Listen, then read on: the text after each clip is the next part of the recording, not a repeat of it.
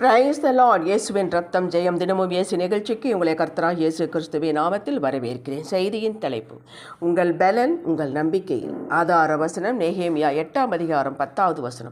கர்த்தருக்குள் மகிழ்ச்சியாய் இருப்பதே உங்களுடைய பலன். விசுவாச மக்களே, வேதத்தில் கர்த்தர் சரீர பலத்தையும் ஆத்தும பலத்தையும் பற்றி குறிப்பிடுகிறார். இஸ்ரவேல் மக்களின் சரீர பலனை பற்றி குறிப்பிடும் போது ஆவியானவர் இப்படி எழுதி வைத்திருக்கிறார். என்னாகும் 23:22.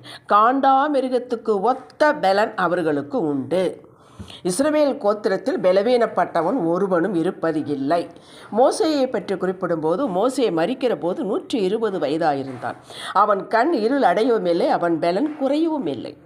யோசுவா 14:11 காலேபு தன் பலனை பற்றி, சரீர பலனை பற்றி பேசுகிறார்.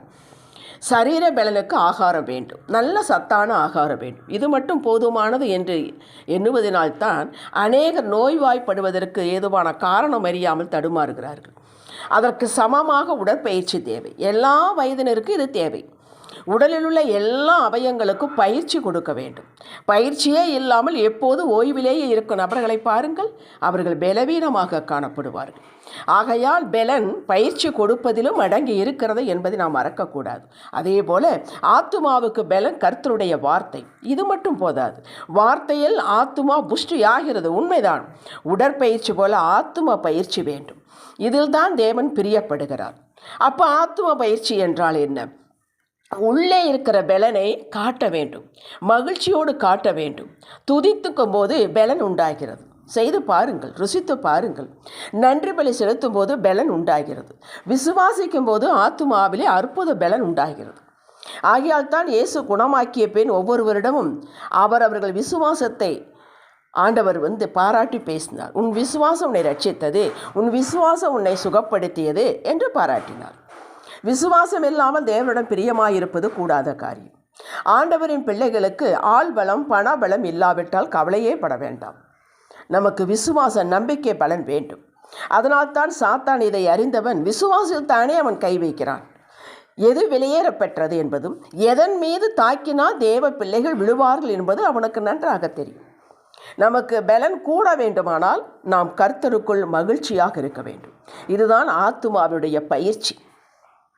பொதுவாகவே மனிதனுக்கு எப்போது மகிழ்ச்சி வரும்? தான் எதிர்பார்த்தது வரும்போது, கிடைக்கும்போது, காரியங்கள் அவன் நினைத்தபடி நடக்கும்போது மகிழ்கிறான். நான் உங்களை உற்சாகப்படுத்துகிறேன். இவைகளை கண்டு மகிழ்ச்சியாயிருப்பது பெரிய காரியம் அல்ல. எதுவும் காணாமல், நடவாமல், பெறாமல் இருக்கும்போது என் தேவன் எனக்கு செய்வார், கல்வாரியிலே எனக்காக யாவையும் செய்து முடித்தவர், இன்றும் என்றும் என்னோடு இருக்கிறவர் செய்வார். இந்த நிலையை உங்கள் பேச்சிலே, செயலிலே காட்டுங்கள், நிரூபியுங்கள். இதுதான் உண்மையான பலன். இந்த பலன் ஒரு நாளும் தோற்று போகாது. உங்கள் நம்பிக்கை எப்படி நிரூபிப்பது? கர்த்தர் உங்களுக்கு இப்பொழுது வழங்கியுள்ள வாழ்க்கையை மகிழ்ச்சியுடன் வாழ்வதாலேயே நீங்கள் நிரூபிக்கலாம். எப்பொழுதெல்லாம் அவநம்பிக்கை கொள்கிறீர்களோ அப்பொழுதெல்லாம் சோறு வரும். இது ஆத்தும பலன், சரீர பலன் எல்லாவற்றையும் தின்றுவிடும். தாவீது தனது நம்பிக்கையை வாழ்ந்து காட்டி வெற்றியடைந்தான். அதைத்தான் நாமும் செய்ய வேண்டும். சங்கீதம் 34:1 சொல்கிறான், கர்த்தரை நான் எக்காலத்தில் ஸ்தோத்திரிப்பேன், அவன் துதி எப்போது என் வாயில் இருக்கும். கேட்டீர்களா? இது எந்த கான்டெஸ்ட் சொன்னான் என்பதை வாசித்து பாருங்கள், தலைப்பை வாசித்து பாருங்கள். இயேசு அடிக்கடி சொல்கிற காரியம் சந்தோஷமாயிருங்கள், மகிழ்ச்சியாயிருங்கள். இப்படி இருப்பது நம்முடைய நம்பிக்கையை உறுதியுடன் காட்டுவதாகும். இதில் தேவன் பிரியப்படுகிறார். நான் சோர்ந்து போகிற நேரமெல்லாம் தேவனுடைய மகத்துவங்களை சொல்லி சொல்லி பாடி துதிப்பேன். ஆத்துமாவிலே, ஆவியிலே, சரீரத்திலே பலன் பெற்றதை உணர்ந்திருக்கிறேன். பவுல் சொல்வதை பாருங்கள், கர்த்தருக்குள் எப்பொழுது சந்தோஷமாயிருங்கள், சந்தோஷமாயிருங்கள் என்று மறுபடியும் சொல்கிறேன். பிலிப்பியர் 4:4. பவுலையும் சீலாவையும் அடித்து நொறுக்கி காயங்களோடு கை கால்களை தொழுவ மரத்தில் கட்டி அசைக்க முடியாமல் ஒரு அறையில் அடைத்து விட்டார்கள். அந்த ஊர் சாக்கடை தண்ணீர் முழுவதும் அந்த அறையின் வழியாகத்தான் ஓடியதாம். முழங்கால் அளவுக்கு சாக்கடை தண்ணீர், உடம்பெல்லாம் காயங்கள். எப்படி இருக்கும் என்று யோசித்து பாருங்கள்.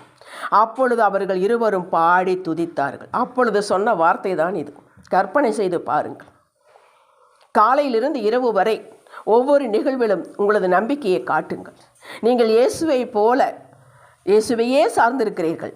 சகலத்தையும் பெற்று இந்த பூமியிலே வாழ்வேன், பரத்திலும் வாழ்வேன் என்று நீங்கள் உணர்கிற நம்பிக்கையை காட்டுங்கள். இதற்கு ஒரே வழி, எது நடந்தாலும் அதை அப்படியே ஏற்றுக்கொண்டு உள்ளான மகிழ்ச்சியை காட்டுவதாகும்.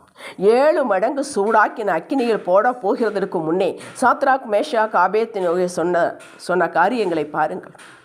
நாங்கள் ஆராதிக்கிற எங்கள் தேவன் எங்களை தப்புவிக்க வல்லவராயிருக்கிறார்.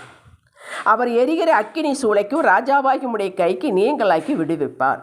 விடுவிக்காமல் போனாலும் நாங்கள் உம்முடைய தேவர்களுக்கு ஆராதனை செய்வது இல்லை என்ற வசனத்தை வாசித்து பாருங்கள். தப்புவித்தாரா இல்லையாம்?